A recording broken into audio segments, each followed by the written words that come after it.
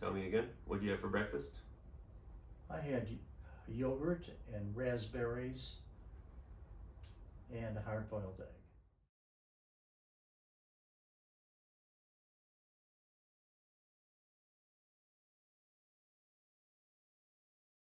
All right, here we go. Hello, listeners. Today what's the day today? December 13th, 2019. It is December 13th, 2019.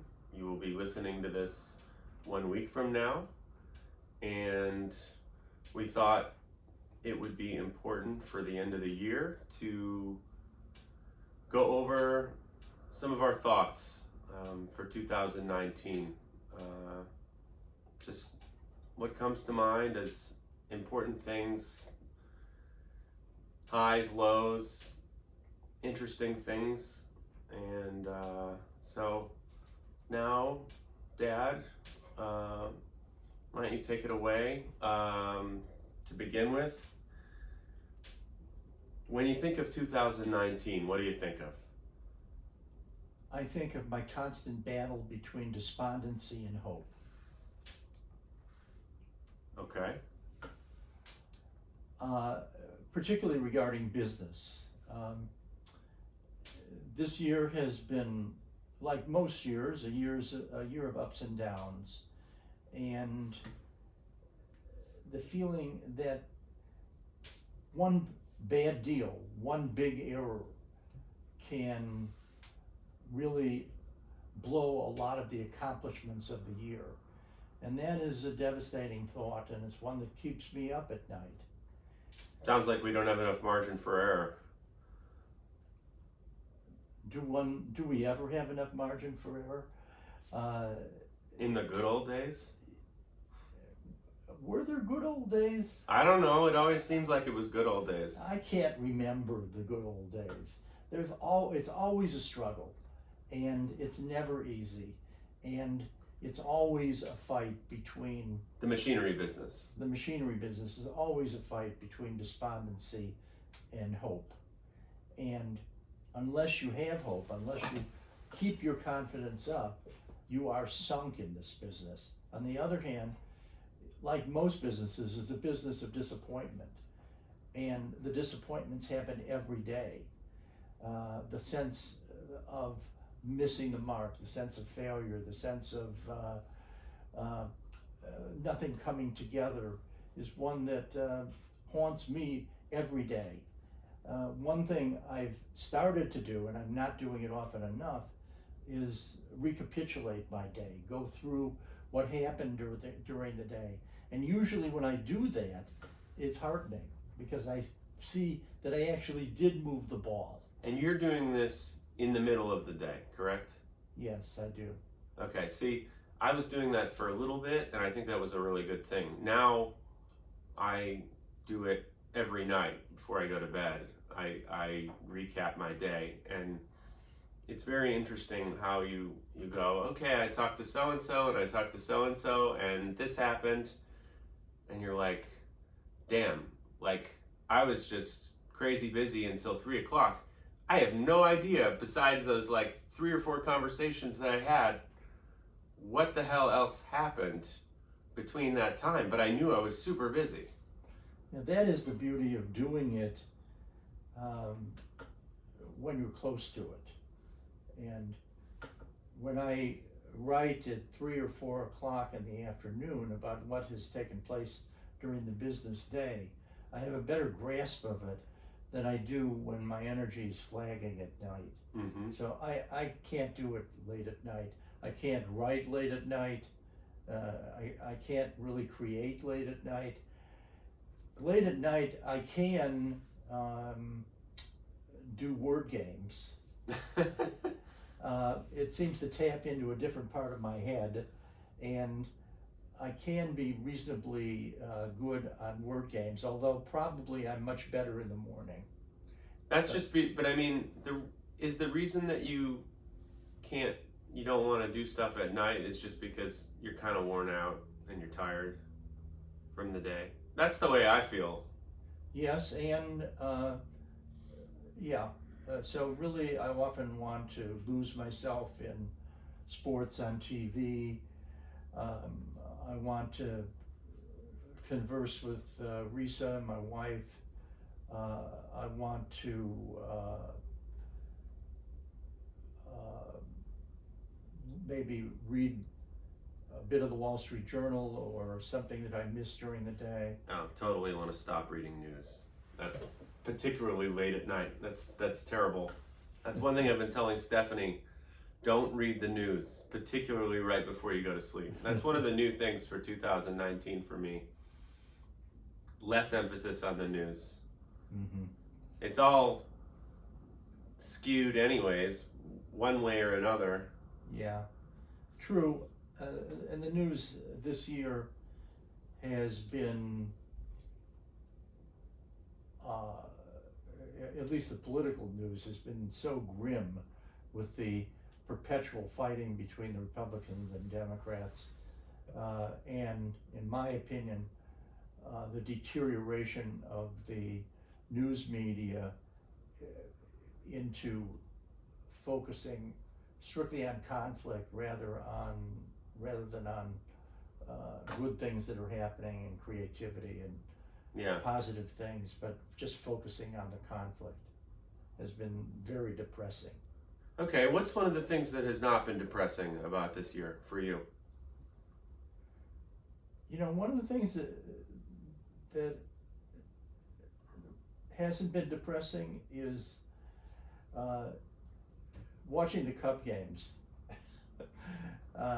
Even though it was a bit of a tough season. Right, but I mean, in the midst of the season when the Cubs were doing well, and I was watching them, and Sarah, my daughter, and son-in-law Scott were watching the games in California, and we were texting and exulting in the good things, and I agree. I was doing it too with you sometimes. Crestfallen when an error would happen or they would fold. I try to treat this season still as glass half full because I mean they were in it until the end. Yeah, right. And it seems like nowadays people don't care about that, but at least it was fun for a lot of the time. Yeah, and it offered me great entertainment at night. I looked forward to those night games. They were tremendous for both winding down and revving up when good things happened, and particularly being able to share it with Scott and sometimes Sarah, and even Risa joined in, and you sometimes. This, you know, as I look back, was one of the fun things about the year. You know, another great thing is actually working with you, Noah. I mean, this is almost becoming a cliche as far as today's machining world is concerned, but it's a joy to work with you. I wouldn't do this if I couldn't work with you because it would be too much of a downer. You lift me up, and you also enable me to grow because you're constantly probing me with difficult questions that stretch me, and I love it. Well, glad. I mean, I think you are brilliant. I hope that I don't always seem like I'm just constantly second guessing you or, you know, being a pain in the ass in that way. Oh, you asked too little for this machine. You know, they're taking advantage of you. You ask the questions that nobody else will ask. And your questions are always hard questions, and that's why they stretch me. And fortunately, I'm still in the mood to be stretched. I think when I'm no longer in the mood to be stretched, when I'm just angry if somebody second guesses me, that's when I should quit. But I do feel like I'm learning from you, and I'm learning from defending myself. And very often, after defending myself, I feel like, you know, he probably was right, and I end up amending what I thought was correct. Well, I often feel the same way. Sometimes everybody in the office will be going, Lloyd, he's crazy. What the hell is he thinking? How can he do this with the deal? And we're all second guessing, And then, sometimes we just are like, yeah, well, I guess he was right. Rarely. It happens. It does happen. It happens.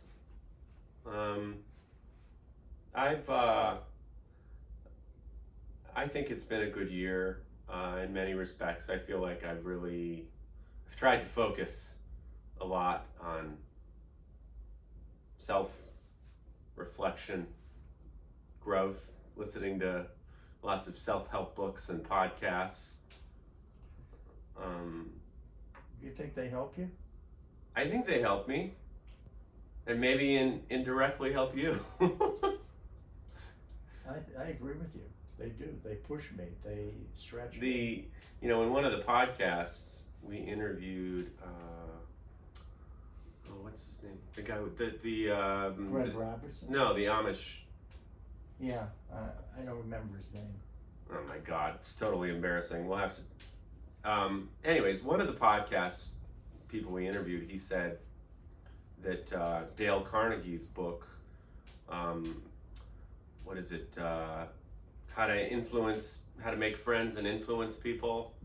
This book from the 1920s or 30s, I think, maybe.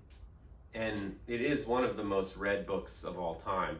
But I listened to that book and it was very, very profound. Just some of the simplest, easiest things. Don't put somebody down and compliment everybody, and let somebody talk, because the thing everybody loves the most is the sound of their own voice. If you want somebody to like you, let them talk, and you're golden. Oh yeah, I mean, I often tell the Ken Blanchard story about the taxi ride that he took to get to LaGuardia in New York City. And he gets in the cab and he vows that the only thing he's going to do is say yes, and that's right to the taxi driver. And he goes through this 45-minute cab ride through the traffic and across the bridges of New York. He gets finally to LaGuardia, and the driver looks back at him and says, "Man, this is the best conversation I have ever had." Yeah, no, I mean, I totally agree. And as I mentioned in one of the podcasts, I did this project for a year. I talked to at least one person every day and tried to make a record of every single person I talked to. Unfortunately, I went through all my notes at the end of the year and I was missing one, but still not too terrible. And I learned a lot about that, about how people just light up if you let them talk and you're just asking questions. You can make their day. So I often try to disarm people too. And they'll call and they'll say, "Is this Lloyd Graff, or may I speak to Lloyd Graff?" And I'll say, "You've got Lloyd Graff, this is your lucky day." And what I found is that by this self-deprecating way of saying this is your lucky day, you all of a sudden have lightened the conversation, and you've enabled the other person to feel comfortable. And then I try my best to listen to them, ask them questions, and I often say, "How can I help you today?" And again, that is the kind of opening question that makes people feel comfortable and feel like this is going to be a worthwhile conversation for them. Yeah, that is it's very important to have a great introduction on the phone and to make people feel. On the other hand, when I call people, I have this method I heard from a negotiating book where you start with a negative, you start with a no question. Is this a bad time? And now a few people listening to this may think back to their conversations with me and they go, I see why he's always saying, is this a bad time? But no, but that's a way of saying it's easy to say no. But also what you're saying is that I value your time. Yeah. And that this isn't all about me. I value what you're going to be saying to me. And when you do that, again, it's a disarming way of approaching. Yeah. And I mean, you can also go, hey, do you have a few minutes? And that sort of does the trick, but it's good to go in the negative, I think. Is this a bad time? Because sometimes it really is a bad time. I called a guy up this year one time because I had a Index C100 turning center to offer him, and I was really excited about that. And he's like, yeah, I'm at a wake. And I was like, okay, well, I'm glad I asked. And but usually what happens when you call somebody and you say, is this a bad time? They think to themselves, well, all right, I guess it's not that bad a time. I guess I can talk, All right, so good ramblings. What is something dramatic that you think of when you think of this year? Just something sticks out. Like, what's an experience and you go, this happened? Well, being very honest, the feeling of being scammed and taken advantage of in a big way is something that has absolutely stuck me right in the craw and been very, very difficult to take. In 50 years of this business, I mean, you have been taken before, but is this the time where you feel like you had the most wool taken over your eyes? The only thing that compares with it is when my office manager took hundreds of thousands of dollars without me knowing it. And that was a feeling. That probably felt worse, right? I would say yes, but by a narrow margin. Because on this particular scam, we should have known better. We should have done more due diligence. And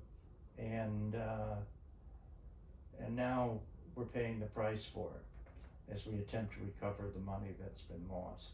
Yeah, it is a pity because all we had to do was cross-reference. We bought some machines from somebody in another country, and first we bought 2 little machines, not a lot of money. Things seemed to go okay, so we figured, okay, well, we can buy a lot of machines from them now. And we put a significant deposit down, and we're still waiting for the machines. We're still waiting for the machines, and now we've had to hire a lawyer in another country, and it's a mess. And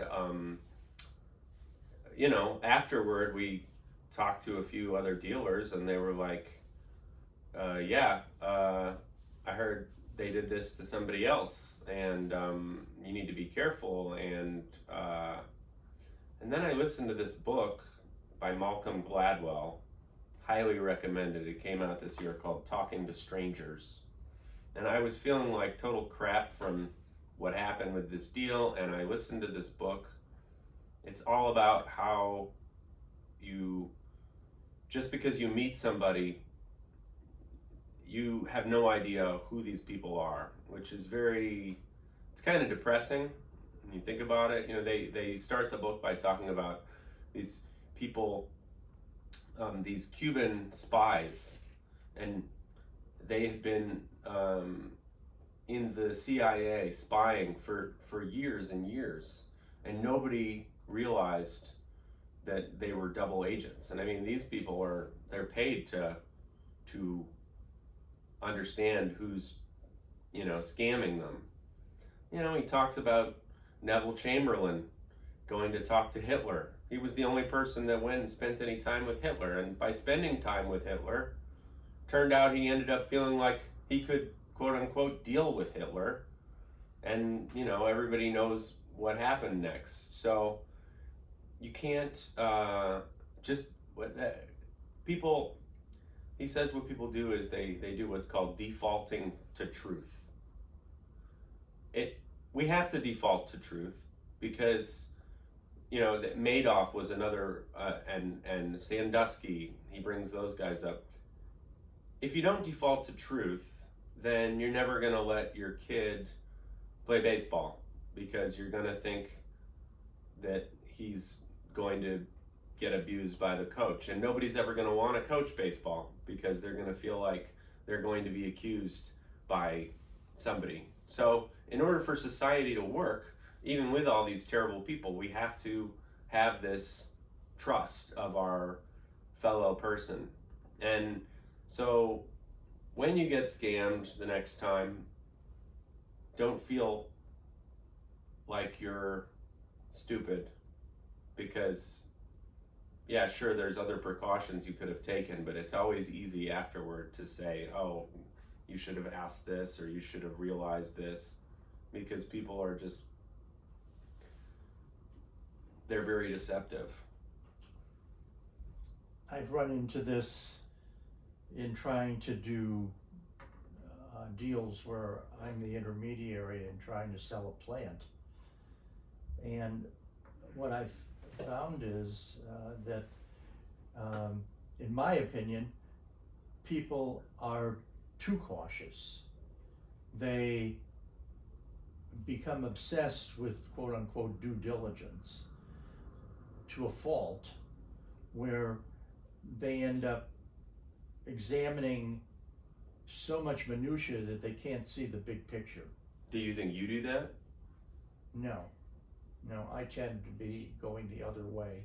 I tend to be more trusting. And neither one is... I mean, you think you don't look at the details enough?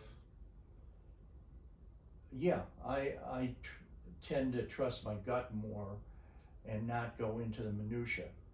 Other people feel like somehow the details, the minutia, will reveal something to them that the quote-unquote big picture somehow hides, or their gut feeling hides. Neither one is a foolproof answer. The people who get bogged down in the minutia end up blowing so many deals. You're talking about like auction deals? No, I think auctioneers tend to go with their gut much more. They do a semblance of due diligence, but then they make a bid and then and hope they are right, and they figure that if they do 10 deals, they're going to get 7 or 8 right, and the 2 that they get wrong aren't going to sink them. Yeah. And I think that people who do a lot of deals have to take that attitude. And I think we take that attitude in the machinery business, that if you do 10 deals, you're going to get 2 or 3 where you're going to get 1 where you absolutely were wrong, a couple where you were semi-wrong, and you hope that you get half of them where you were right on the button. Yeah. If you do, you're going to do well. But sometimes you get one humdinger, which is what happened to us this year. And the deal that we thought was going to be the most profitable of Yeah. them, then it swung the opposite way. Yeah. What machines are you thinking are going to be where we're going for the coming year? And what did you see this last year?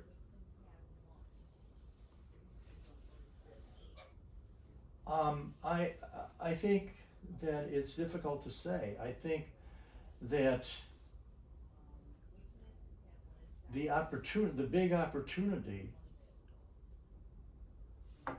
Just don't rub your leg. You can hear it on the microphone when you rub your leg. Oh, the big opportunity is in the unloved machines. This is where people may misjudge the value. On the other hand, the unloved machines are unloved for a reason. So I think we have to balance off buying the loved machines, but keeping a constant vigil out for the undervalued, unloved machines. So in other words, yeah, you can buy 3-year-old CNC Swiss and Haas machines, and you know that you're going to move them. You may misjudge the high end of the value, but you're not going to be way off the mark. But on the other hand, the possibility of making a significant profit is low. On the other hand, the unloved machines, the hydromats, the multi-spindles, are the machines that have a thin market. But on the other hand, if you need them, you need them.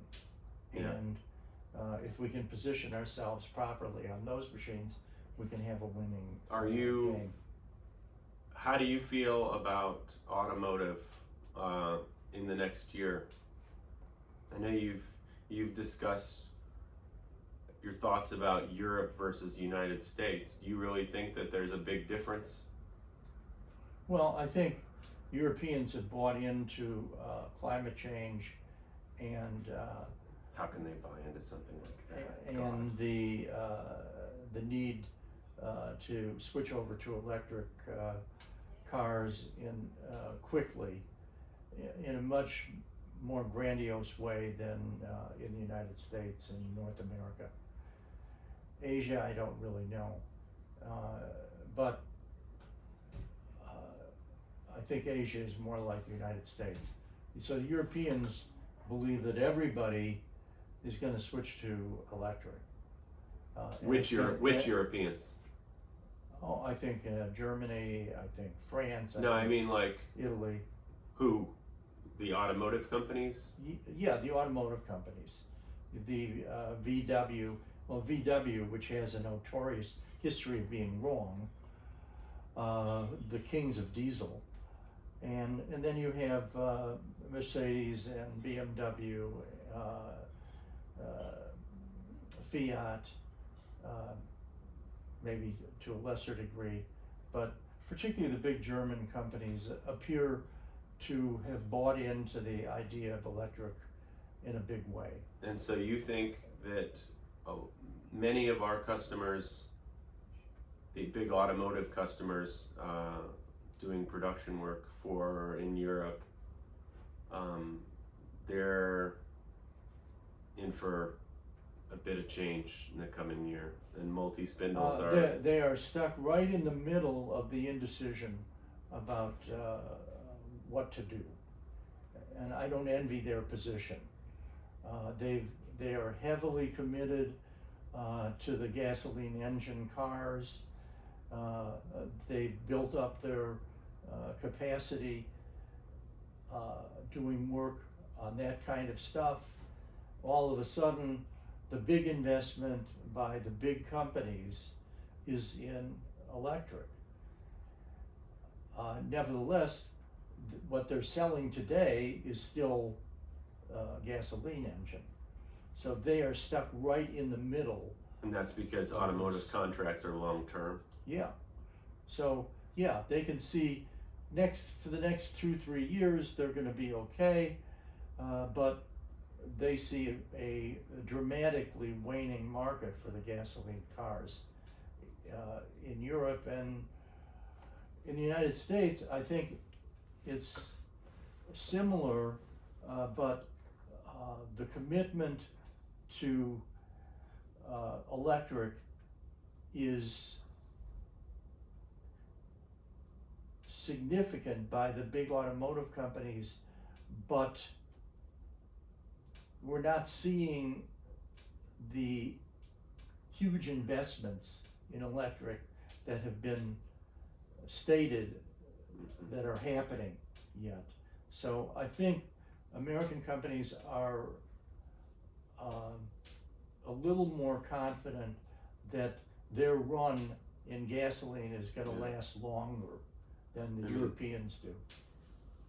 But I mean, look, here, maybe this has just to do with CAM and CNC, et cetera, but there's been a few auctions lately with multi-spindles, CAM multi-spindles, and machines went for, you know, we saw a small auction last week where a multi-spindle, a Gildemeister, that we sold a few years ago for $175,000, it went for $65,000.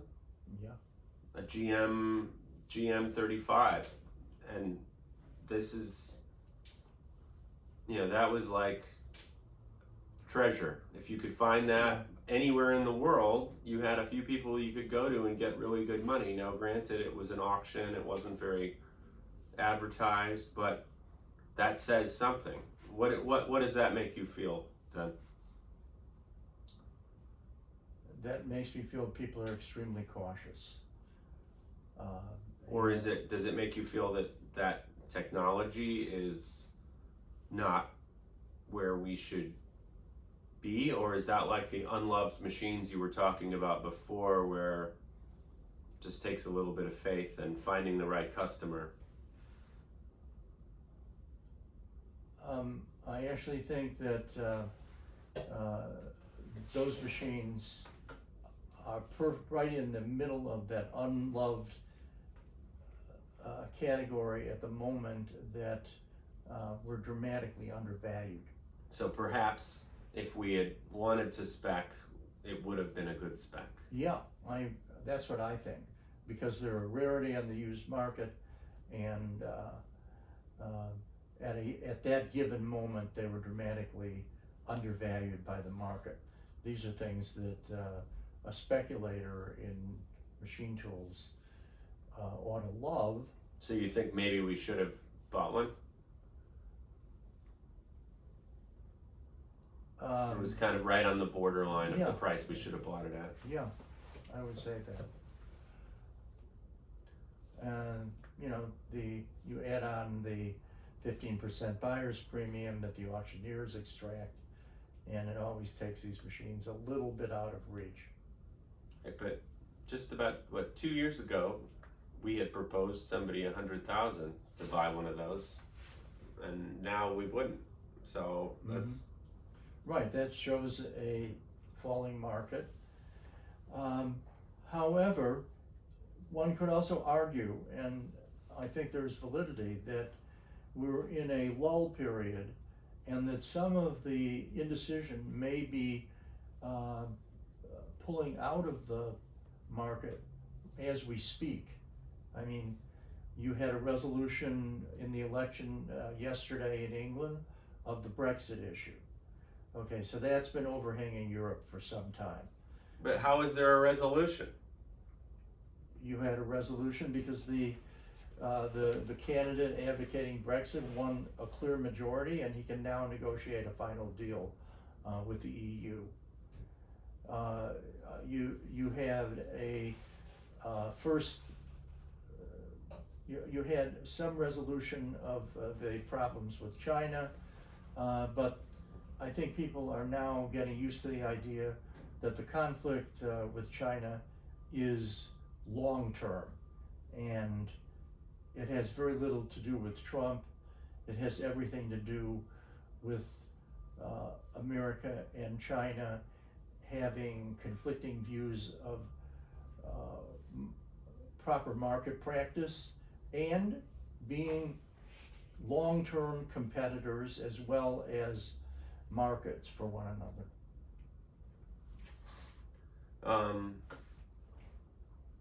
Well, I mean, it was brought about by Trump, of course.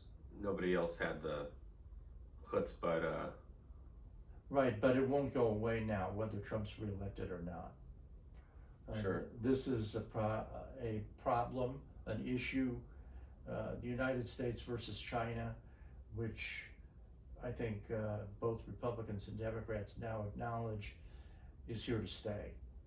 And this is a good thing that people are finally acknowledging the problem and saying it has to be addressed. I think Clinton, Bush, Obama understood the problem and looked the other way. Now we're facing it. And I think long term, this is good for the United States. Yeah.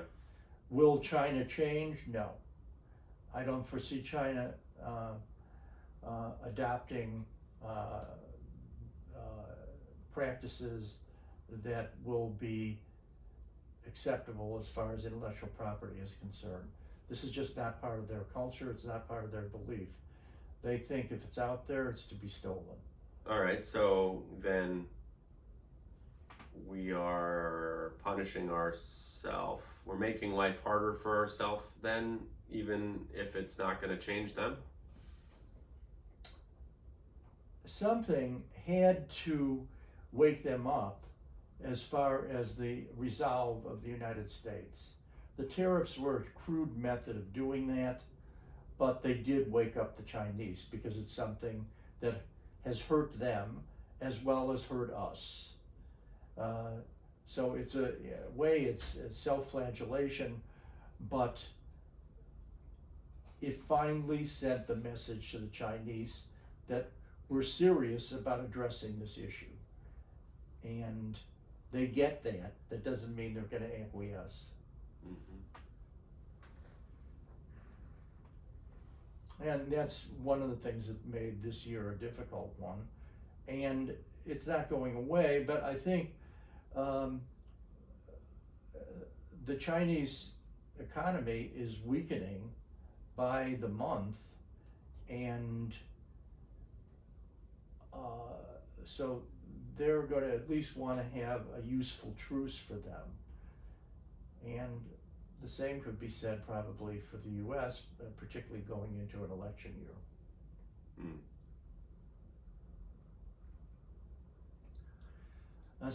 Anyway, but I think that actually next year is going to be a better year than this year. For Graff-Pinkert, or for the economy, or for the economy and for Graff-Pinkert, because you're not worried about the election year and the indecision? that is the definite problem.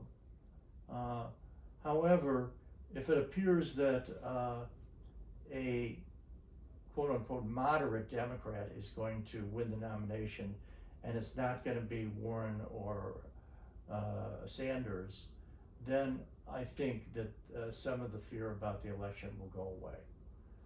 And I think we'll have a resolution by June on the Democratic side. Maybe sooner, maybe later, it may go into the convention. And then again, it could even go into the House of Representatives if Bloomberg ends up running on a third party ticket. But that's way, way off. I feel like customers will take any excuse they can find to be indecisive and not buy stuff. It's a lot of, it takes balls or a big need to go and spend $100,000, $200,000, $300,000 on a machine. So if you can find some excuse to hold you back from it, they will. Well, that's an argument for giving people good value with a used machine. It limits their risk. Before we wrap this up, I just want to say how much fun I've been having with this podcast and doing it with you, Dad. And happy to say we have gotten our first advertiser for the podcast besides Graff-Pinkert. Graff-Pinkert will still do our own ads, but Firetrace is going to be doing ads this coming year, and hopefully, it'll catch on even more. But I want to say thank you to our, our solid number of people that are tuning in every week. It's a big ego boost and hear good things. I hate to sound like all the other podcasters out there, but it really helps if you can subscribe and share it, and rate it. It makes a big difference, particularly like when,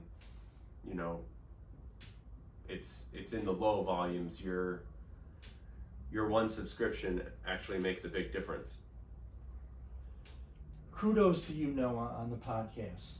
I think you've broken new ground. You've stretched yourself. You've brought me into the world of podcasting. You've enabled me to reach out and talk to people I wouldn't have talked to, and I think you've done a great job with it, and I look forward to more interviews. Thank you. Thanks for listening, everybody. Happy New Year.